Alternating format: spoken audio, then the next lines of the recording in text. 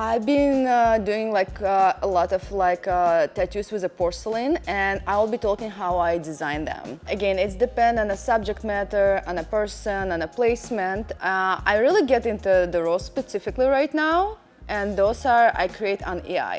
The first one I really just find on Instagram. I thought it's very beautiful. And I do a lot of roses, I do a lot of florals as a tattoo. Honestly, it's like day by day get a little bit like boring, and you think like, okay, what else I can do with the flowers? What kind of approach I can have? So I find this porcelain rose on honestly just on a Pinterest, and I thought I want to try this. I want to see how it's gonna work on the skin.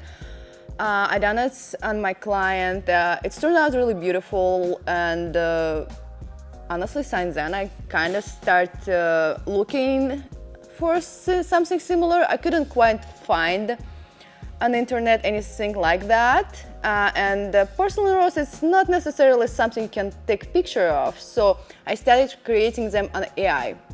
That's what's really helpful. So you can find you can choose motifs you want. You can choose shape. It depends how well you can play with AI. But this thing was quite helpful. You still need to adjust certain things. It's not give you perfect design ever. So it's give you good shape or good highlights or something. So it's never quite perfect. Usually I have to manually play with this any. So it depends what I'm doing. So sometimes I look at actual porcelain. I do really like Eastern motifs. But if it's come to the roses specifically, I do them in AI. So I just open up Mid-Journey and just type it in porcelain roses, something find the shape I like. For example, if we do this rose, I just use this as a reference, move to my Procreate situation, wherever I'm doing for example for forearm. I will adjust the shape because I never do the perfect roses. So you need to have it more rose-like shape. So I usually will adjust this manually. I will change some contrast because they're too light, and for tattoo it doesn't read well. So I will do maybe them a little bit darker. And I use any Eastern motifs for leaves, which I find it's actually really pretty, and you can play with the shape and the positioning of those.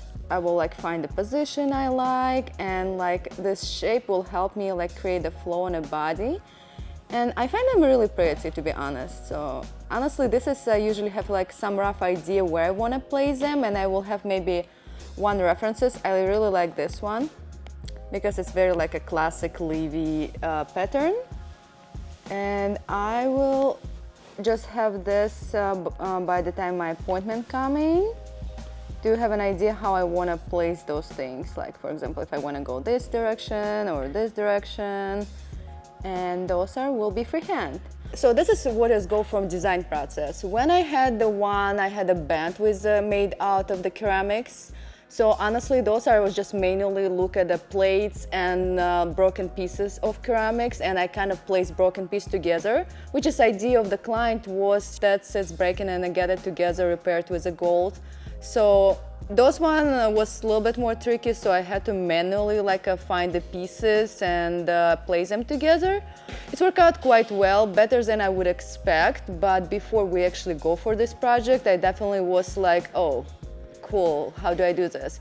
But I will always get on the project I don't even know how I would do, because it's interesting. It's interesting to solve this situation. What do I do? How I can approach this situation. Thankfully so, in the world we have a lot of different culture who have a porcelain motifs. I specifically like blue and white, and there's some in European culture where you can see almost European motifs, you can see the Eastern motifs, so you can play around quite a bit with this. As for now, I really enjoy this aesthetic, and I can add this as elements to literally any tattoos, and I think it's look very interesting on the skin. It's look glossy.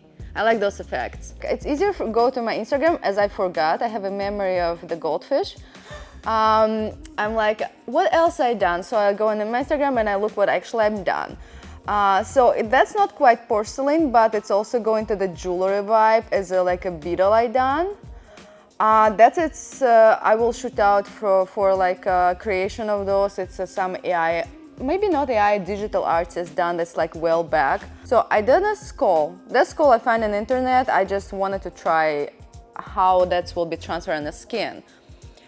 If it will look right on the skin, and that's I offer with a discounted rate on my pre-made, and honestly turned out just fine.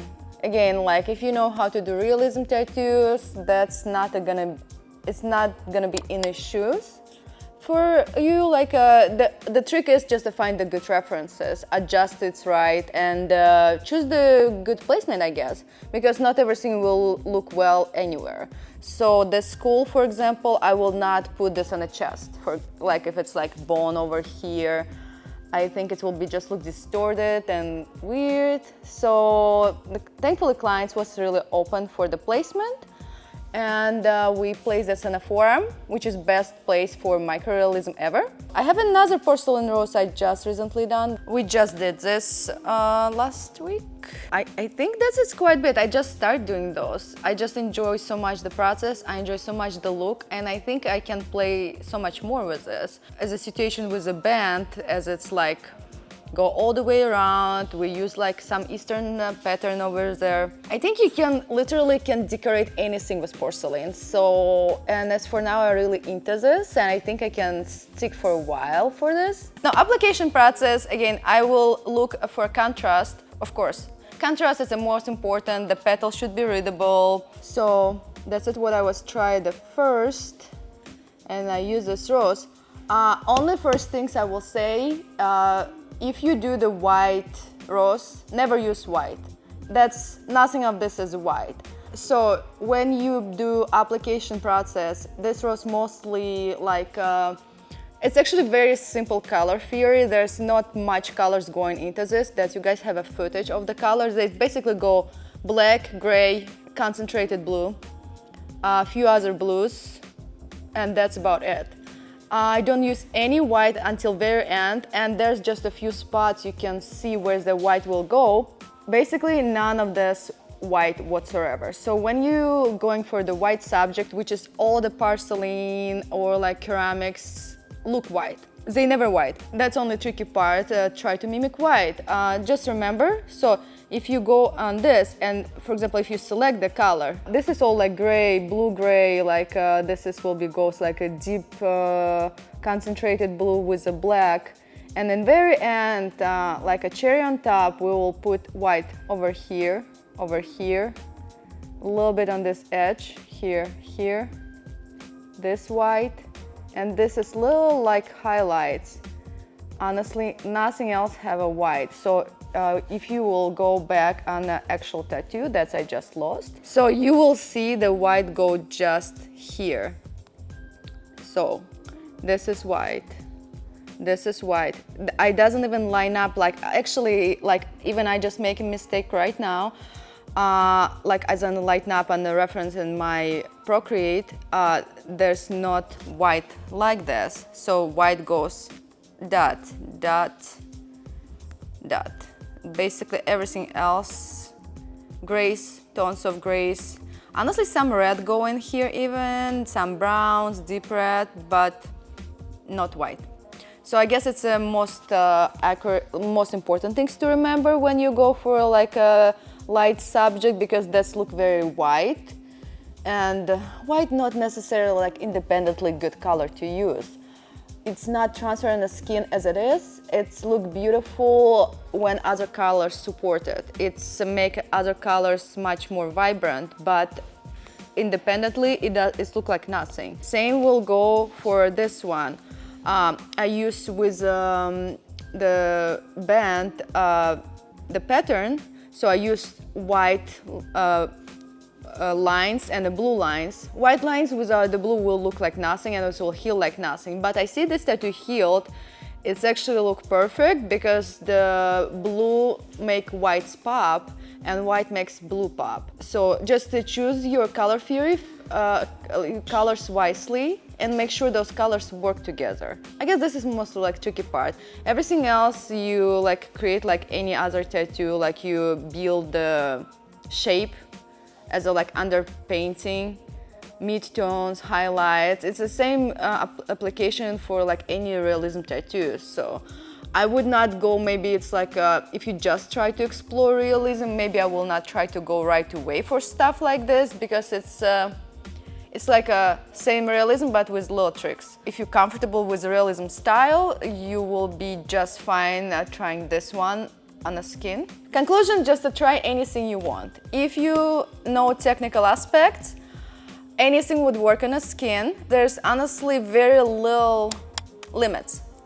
Limits is just you, to be honest. Oh my god, I sounds like from the Nike commercial. You are the... Limits are you.